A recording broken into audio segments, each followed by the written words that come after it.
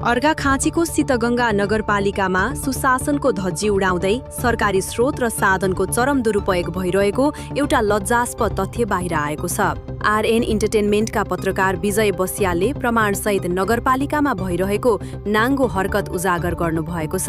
जब प्रमाणसहित पत्रकार कार्यालय पुग्नुभयो तब जवाफ दिनुको साटो जिम्मेवार कर्मचारीहरू कार्यकक्ष नै छोडेर भागेका छन्। नगरपालिकाकै भइरहेको बेथिति कतिसम्म छ भने उपप्रमुखका लागि 6वटा कोठा सहितको भव्य आवासको व्यवस्था गरिएको छ।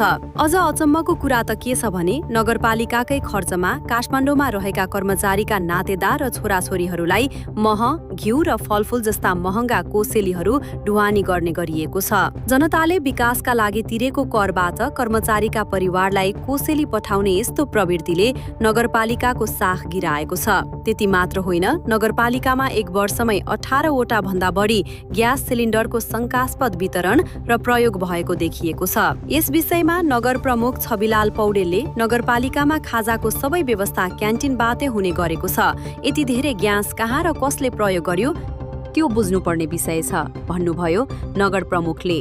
क्यान्टिनबाटै खाजा आउने बताए पनि यति धेरै ग्यासको बिल उठ्नुले ठूलै भ्रष्टाचारको संकेत गर्दछ। यस गम्भीर विषयमा नगर उपप्रमुख गीता भाटले भने आफूलाई यसबारे कुनै जानकारी नभएको बताएर पन्छिन खोज्नु भएको छ। तर नगर प्रमुख पौडेलले उपप्रमुखको आवासका लागि घर भाडामा लिएको साँचो रहेको बताउनु भएको छ।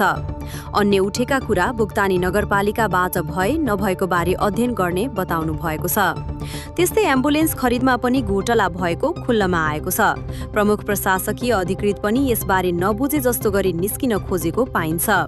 कार्यालय समयमा लेखा कर्मचारी खाजा खानमै घण्टौं व्यस्त रहनु र प्रमाण देखेपछि कर्मचारीहरू भाग्नुले शीतगंगा नगरपालिकाभित्र भ्रष्टाचारको जरा कति गहिरोसम्म गाडिएको छ भन्ने कुरामा आम जनसमुदायमा ठूलै शङ्काको घेरा बनेको छ।